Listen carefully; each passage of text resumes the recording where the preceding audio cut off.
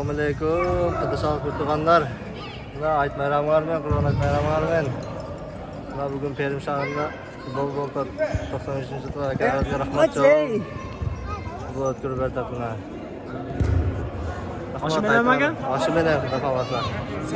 Aytlar barek olsun. Sayamlar olsun. Assalamualaikum tuğanlar ona. Bugün Ait bayramga.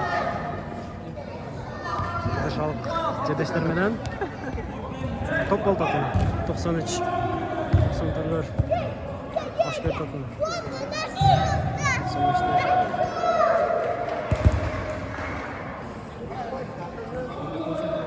Sondor bilen 2003-2005'te tapına.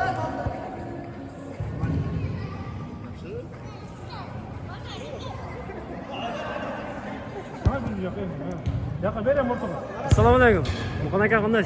Aytmaramız ben. Yo'q, rahmat. Top jonda bir aka usta sizlar qo'yasiz. Top zo'r bo'ladi, hem o'ynasak bilamiz-da, qaragan.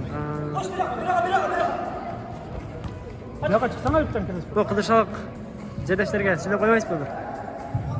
Ya, assalomu alaykum, Qidish jamoati. Bordingizlar, sizlar jon sog'liklar yaxshi.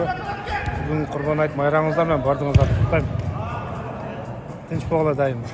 Jon sog'liklar. Rahmat aka, aytganingiz kelsin.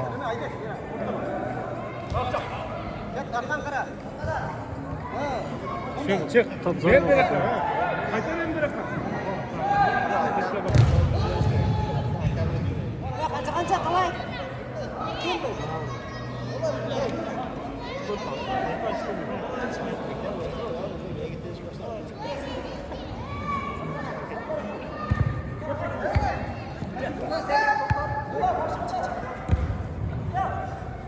Pagodaga baylanishdi. Ber berib.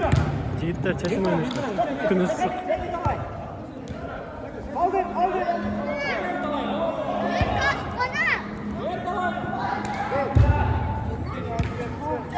Ya, o'qim qilasiz. Tinch aka. Tinch aka bugun mana formalar men o'ynadi.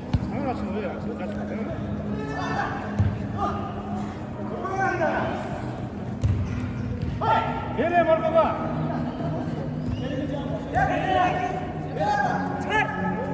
Bir tamam ata, bir tamam abi. Ay!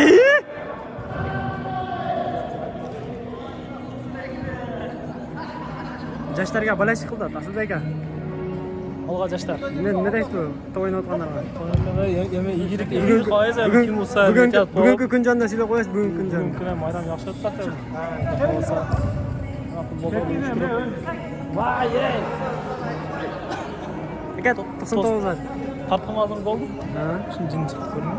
Necha startma 99'larmi 5 4'lar 5'lar. Aka, sizlar o'ynadinglarmi? Oynadık da 5'ler oldu. 5'lar bo'ldi. Ben bitta qarabman bo'lsa. Bu ham topga keldik.